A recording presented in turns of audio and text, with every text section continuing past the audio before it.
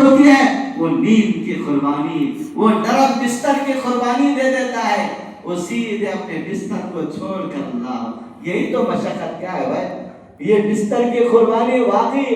اللہ اس بات کو بڑا پسند کرتا ہے کہ گہری نیند کو چھوڑ دے۔ پھر ویسے ہی سردی کے موسم میں یوں سمجھیے کہ نرم گرم چادر میں ایک انسان سویا ہوا ہے، تو لہذا جب اذان فجر ہوتی ہے، حی علی الصلاۃ حی علی الفلاح الصلاۃ خیر من النوم، کہ نیند سے نماز بہتر ہے، سخت سردی کا موسم ہوتا ہے، لیکن جس کے کان میں یہ آواز پہنچتی ہے وہ بستر کی قربانی، پھر اس کے بعد اگر وہ سرد ٹھنڈے پانی سے وضو کر دے۔ اگر کوئی آدمی سردی کے سخت موسم میں گرم پانی سے جا کر وضو کرے تو کوئی حرج نہیں بھائی، ایسے نہیں کہ اپنی جان کو آپ مشقت میں ڈال دو، کوئی بات نہیں، لیکن ایک نوجوان جس کے اندر اللہ نے برداشت کی طاقت دی ہے، اگر وہ سرد پانی سے وضو کر کے، گرچہ کہ اس کے جسم کو تھوڑی تکلیف ہو رہی ہے، لیکن جب اللہ تعالیٰ اس انسان کو، اس جوان کو اس قدر اس کا عمل پسند آتا ہے کہ گویا یہ سرد موسم میں یہ سرد پانی سے یہ نماز فجر کے لیے اپنے ساری قربانیوں کو چھوڑ کر مشقتوں کو برداشت کرتے ہوئے آیا ہے، تو گویا اللہ اس کے لیے جنت کا فیصلہ۔ تو بھائیو، تو بتانے کا مقصد یہ ہے حفت النار بالشہوات وحفت الجنہ بالمکارہ۔ اللہ کے نبی نے فرمایا اللہ نے جنت کو ناپسندیدہ چیزوں سے گھیرا، تو لہذا وہ دشواریاں جو ہو رہی ہیں، تو بھائیو نماز تہجد کے لیے اٹھ کر پڑھنا یہ گرچہ کہ نفل نماز ہے لیکن بڑی فضیلت والی نماز ہے۔ اس وقت اٹھنے والا یوں سمجھے کہ رب سے ہم کلام ہوتا ہے، اللہ خود آسمانی دنیا پر نزول فرما کر آواز لگاتا ہے کوئی مجھے پکارنے والا، ہے کوئی مجھ سے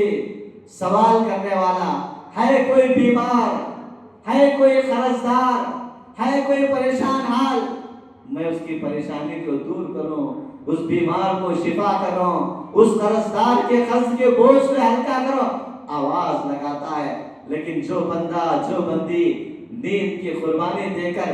اللہ کے سامنے رجوع ہو جاتے ہیں، اللہ کے سامنے قیام، اللہ کے سامنے رکوع، اللہ کے سامنے سجدہ، اللہ کے سامنے ہاتھ پھیلاتے ہیں، اگر ان کی آنکھوں سے اگر آنسو نکل گئے تو خوش نصیبی کا اور کیا کہنا۔ یہ رب کو راضی کرنے کے اوقات ہیں، یہ رب کو خوش کرنے کے اوقات ہیں، اور یہ اوقات اللہ نے ہر رات ہماری زندگی میں لا رہا ہے، ہماری زندگی میں ہر رات رب کو راضی کرنے خوش کرنے کے لیے آ رہی ہے۔ جو مرد، جو خواتین، جو جوان، جو بزرگ اس وقت سے فائدہ اٹھا رہے ہیں وہ جنت کے حقدار، جنت کی ہریالی کے حقدار، جنت کے باغات کے حقدار، جنت کے باغیچوں کے حقدار ہوں گے۔ تو بھائیو، یہ زندگی ملی آخرت کو بنانے کے لیے، آخرت کو سنوارنے کے لیے، آخرت کو سجانے کے لیے، اللہ کے پاس بلند درجات کو پانے کے لیے۔ جو انسان جتنا زیادہ اس فکر میں رہا وہ کامیاب ہے۔ تو لہذا بات آگے بڑھتی جا رہی ہے، بتانے کا مقصد یہ ہے کہ جنت کو پانے کے لیے کثرت سے اللہ کا ذکر، اللہ کی عبادت۔ ایک اور حدیث کے اندر پیارے نبی صلی اللہ علیہ وسلم نے فرمایا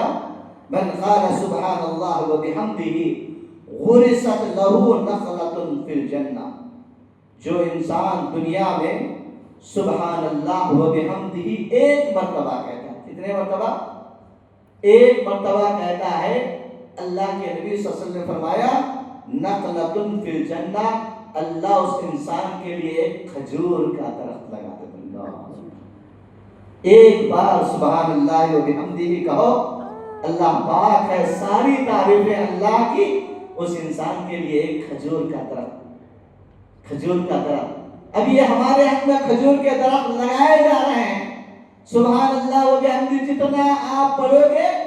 اللہ اکبر، جنت میں ہماری جنت تیار ہو رہی ہے، اللہ جنت میں بھیجے گا، جائے جاری جنت تا حد نظر، اللہ اکبر، سارے باغات، کھجور کے باغات اور میووں کے باغات، فروٹس کے باغات، سب انسان اللہ انسان کے ذکر، اس کی عبادت، اس کے عمل کے عوض میں اللہ تعالیٰ اللہ تعالیٰ الگ الگ بندوں کے لیے جنت اور جنت کے باغات تیار کرے گا. جو جتنا کہے گا اللہ تعالیٰ اس کے لیے اتنی بڑی جنت، اتنی بڑی جنت. اب جتنی بڑی جنت اگر انسان دنیا میں چاہتا ہے کہ اگر سمجھو کہ